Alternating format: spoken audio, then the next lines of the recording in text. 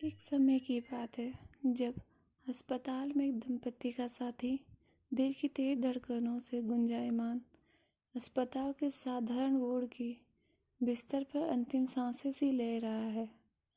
धड़कनों का शोर है मानो दिल निकाल कर कमरे में ही रख दिया है। धोखने की तरह धड़कते हुए दिल की ये धड़कनें वास्तव में दोनों के कानों में कुछ इसी तरह गूंज रही है जैसे दिल तन में नहीं बल्कि कमरे में रख धड़क रहा हो। कुछ देर बाद जब बिस्तर पर लेटे उस दंपति के साथी की हालत कुछ संभली तो उसकी पत्नी ने पूछा, अब कैसा लग रहा है? तभी उसने कहा, अब थोड़ा ठीक हूँ पर डर लग रहा है, जाने अब क्या होगा। उसने कहा, अरे कुछ नहीं होगा, तुम ज़्यादा सोचो मत।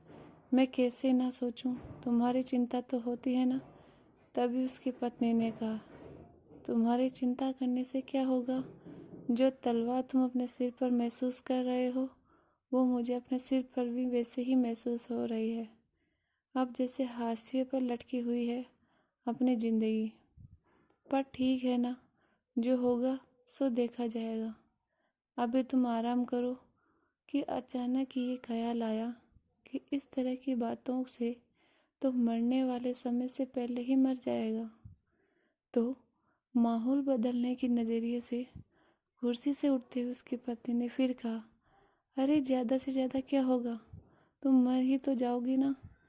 कहते हुए एक फीकी सी मुस्कान के साथ एक विचारों की गहराई में डूबा हुआ एक चेहरा और लंबी गहरी उदासी। तभी मैंने देखा आसपास के मरीजों की हालत और माहौल देखकर कभी जी बैठा जाता तो कभी जीवन के प्रति एक नई उम्मीद की किरण दिखाई देती। लेकिन जब तक उस किरण की ओर हाथ बढ़ाओ तो मानो सूरज ही डूब सा जाता है और वो रोशनी विलुप्त हो जाती है। आने वाले कल की चिंता पल प्रतिपल बिस्तर पर खड़े पड़े हुए व्यक्ति को चिंता से चिता की ओर खींचने लगती है। रेंग रेंग कर गुजरती उसकी जिंदगी जीवन साथी से भी अब देखी नहीं जाती। लेकिन किया ही क्या जा सकता है, अजीब बेबसी है। कहते हैं जाने वाले को चिंता उसके पीछे उसके साथी का क्या होगा कि अधिक होती है। लेकिन शायद वास्तविकता ये नहीं है। हाँ, थोड़ी बहुत सच्चाई जरूर है इस बात में, लेकिन ये भी सत्य नहीं है। क्योंकि मृत्यु एक ऐसा विषय है जिस पर बात करने से भी लोग डरते हैं। फिर जिस पर इसकी ही लटक रही हो उसे मृत्यु से पर डर कैसे नहीं लगेगा। आज भी तो वही हो रहा है। उस बिस्तर पर पड़े उस व्यक्ति के साथ जब पड़े पड़े उसे अपने जीवन में किए हुए बुरे कर्मों की याद आ रही है कि उसने अपने जीवन साथी के साथ क्या कुछ नहीं किया जो गलत था, जो उसे नहीं करना चाहिए था। और ऐसा केवल उस जाने वाले जीव को ही नहीं बल्कि उसके साथी को भी महसूस होने लगता है। जाने वाला अपने अंतिम समय में किए गए सभी कर्मों के लिए क्षमा मांगकर खुद को मुक्त कर लेना चाहता है। पीछे रह जाने वाला या छूट जाने वाला व्यक्ति भी उसे क्षमा करके मुक्त कर देना चाहता है। उस वक्त वह खुद ये नहीं चाहता कि उसके अंतिम समय में उसे भी ऐसा ही कुछ महसूस हो। लेकिन मुक्ति का मार्ग इतना सुगम कहाँ हुआ करता है। कुछ लोग इसमें भी लिंग भेद ढूंढ लिया करते हैं। क्यों, क्या फर्क पड़ता है जाने वाला स्त्री है या पुरुष, या पीछे छोड़ने वाला इनमें से कोई है। पर फिर भी लोगों की नज़रों में इस सबसे फर्क पड़ता है। क्या आत्मा के कर्म को इस दृष्टिकोण से देखा जाना सही है? मैंने तो सुना था आत्मा स्त्री या पुरुष होना तो उसका वस्त्र मात्र है। फिर कर्मों का आधार ये भेद कैसे हो सकता है?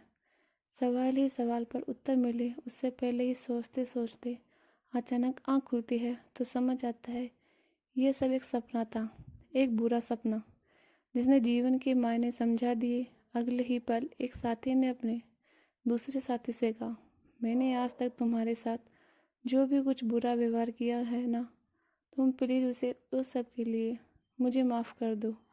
और जब दूसरे ने पूछा ऐसा क्यों, तो पहले ने अपना पूरा सपना उसे सुना दिया।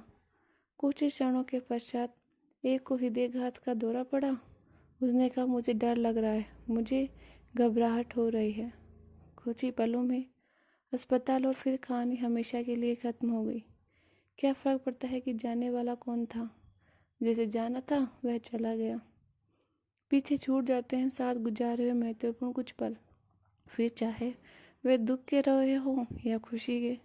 जीवन पथ पर अब तक एक दूसरे का हाथ थामे, एक दूसरे का पूरक होते हुए भी जब कोई दंपति जीवन पथ पर चलता है तो तब चाहे अनचाहे, कहे अनकहे पलों में समय के साथ घाव तो भर जाते हैं, लेकिन हादसों का शोर जिंदगी भर पीछा किया करता है। इसलिए समय रहते व्यक्ति को माफ़ कर देना चाहिए।